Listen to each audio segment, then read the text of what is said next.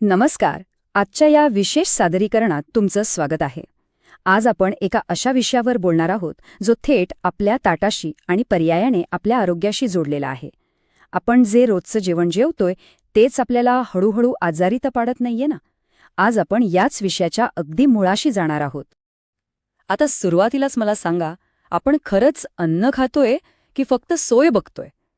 कसं आहे ना, आजकालच्या धावपळीच्या जगात जे 2 मिनिटात बनतं किंवा अगदी सहज मिळतं ते आपण पटकन खाऊन मोकळे होतो. पण या वेगाने मिळणाऱ्या अन्नाच्या नादात आपण आपली नैसर्गिक आरोग्याची संपत्ती तर गमावून बसलो नाहीये ना? हा प्रश्न खरोखरच विचार करण्यासारखा आहे. थोडं बारकाईने पाहिलं तर आपल्या रोजच्या जेवणात नक्की काय असतं? पांढरा पॉलिश केलेला तांदूळ, गव्हाचं पीठ, मैदा, पांढरी साखर आणि अर्थातच पॅकिंगमधले रेडीमेड पदार्थ. विचार करा, सकाळ, दुपार, संध्याकाळ आपण हेच घटक फिरवून फिरवून खात असतो, बरोबर ना? आपल्या ताटातली नैसर्गिक विविधता संपलीये आणि हीच आपल्या आजच्या आरोग्यविषयक संकटाची सुरुवात आहे. आता या सवयीचा थेट परिणाम बघा.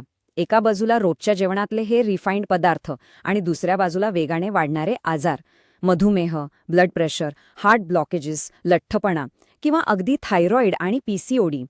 हे आजार आजकाल इतके कॉमन झालेत की आपल्याला त्याचं गांभीर्यच राहिलेलं नाहीये. पण यांचा थेट संबंध आपण काय खातोय याच्याशी आहे. यामागचं मुख्य कारण काय असेल तर ते आहे ग्लुकोजचा पूर किंवा ग्लुकोज फ्लड. होतं काय, आपण जेव्हा हे रिफाईंड किंवा अतिप्रक्रिया केलेलं अन्न खातो तेव्हा त्याचं अगदी काही मिनिटातच साखरेत रूपांतर होतं. आणि ही साखर आपल्या रक्तात अक्षरशः पुरासारखे मिसळते. शरीराला ऊर्जा नक्कीच हवी असते, पण इतक्या भयानक वेगाने नाही. ही अचानक वाढलेली साखरच शरीराचं सगळं संतुलन बिघडवून टाकते. आता पुढचा भाग पाहूया, मिलेट्सची जादू. संथ, स्थिर आणि पारंपरिक. हाच आपल्या या आधुनिक समस्येवरचा एक अत्यंत प्रभावी आणि आपला पारंपरिक उपाय आहे. हा फरक अगदी स्पष्ट आहे.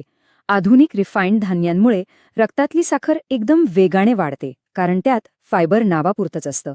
याउलट मिलेट्स म्हणजे आपली भरडधान्य, यातून मिळणारी ऊर्जा अगदी संथ आणि स्थिर असते.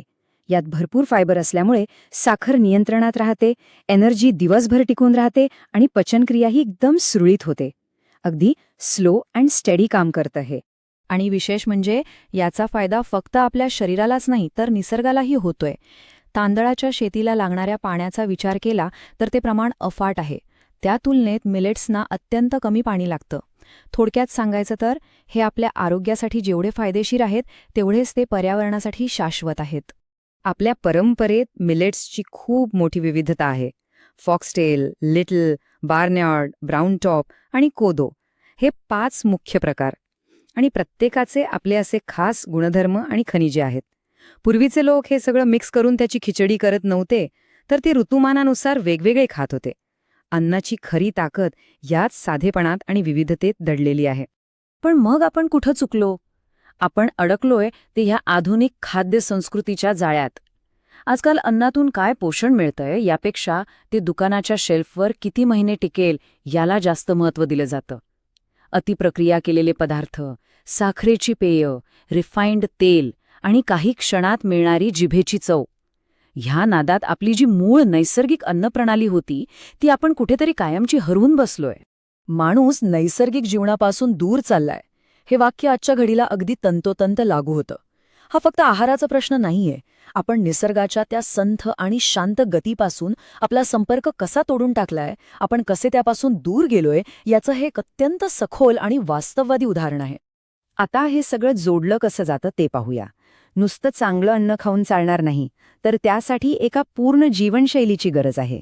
सकाळचं कोवळं ऊन, रोज न चुकता चालणं, शरीराला आवश्यक तेवढं पाणी, शांत झोप आणि अर्थातच ताणतणावावर नियंत्रण.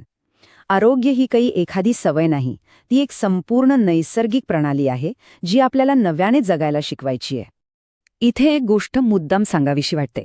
ही सगळी माहिती केवळ तुमच्या जागरूकतेसाठी आणि शिक्षणासाठी आहे. आरोग्याचा प्रवास हा प्रत्येकाचा वेगळा असतो. त्यामुळे तुमच्या आहारात किंवा जीवनशैलीत कोणताही मोठा बदल करण्यापूर्वी तुमच्या डॉक्टरांचा किंवा पात्र वैद्यकीय तज्ज्ञांचा सल्ला नक्की घ्या. तर हे सगळं पाहिल्यानंतर आज स्वतःला एक प्रश्न नक्की विचारा. आपण रोज नक्की काय खातोय? आपण जे काही ताटात वाढून घेतोय ते आपल्याला आतून निरोगी बनवतंय की आजारी पाडतंय? हा विचार आजच्या काळात अत्यंत महत्त्वाचा आहे आणि याची सुरुवात आजपासूनच व्हायला हवी. जर तुम्हाला या सादरीकरणातून खरंच काही नवीन शिकायला मिळालं असेल किंवा वेगळा विचार मिळाला असेल तर खाली कमेंटमध्ये नक्की लिहा back to nature based on. पुढच्या वेळी आपण असाच एक महत्त्वपूर्ण विषय घेऊन भेटू. तोपर्यंत ही माहिती जास्तीत जास्त लोकांपर्यंत पोहोचवण्यासाठी सबस्क्राईब करा आणि शेअर करा माझ्या चॅनलला. आपण सर्वजण एका निरोगी जीवनाकडे वाटचाल करूया.